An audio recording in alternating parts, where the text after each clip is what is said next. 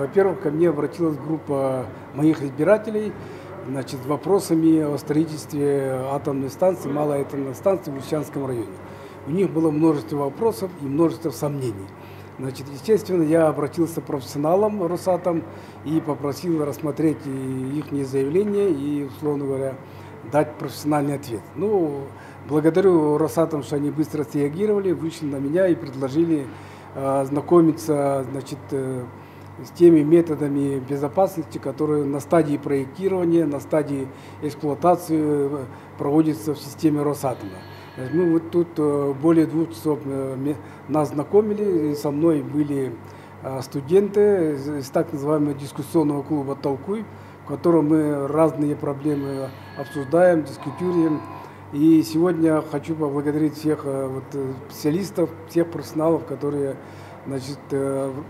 непосредственно работают и сегодня все объясняли и так далее. На самом деле никаких сомнений в том, что Росатом будет делать на самом высочайшем уровне, решать вопросы безопасности и проектирования, и строительства, и эксплуатации, тут сомнений нет.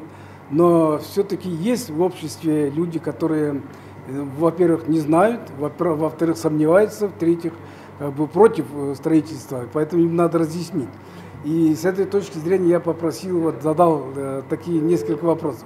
Первое, если в 2 словах, что случилось в Чернобыле, в чем причина, в чем характер этих аварий, что случилось в Фукусиме, в чем причина, в чем характер, и почему этого не случится, если мы будем строить малую атомную станцию в Устьянском районе. Очень доходчиво объяснили. Я еще попросил, чтобы это было в таком документальном виде, мне на мой запрос дали ответ. И, естественно, мы будем людям разъяснять.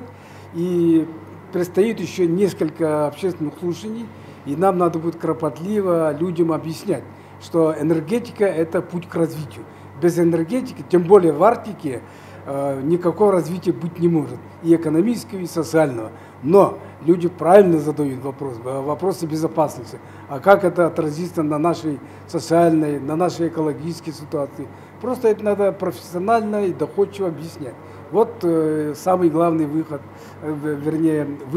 из сегодняшней нашей встречи.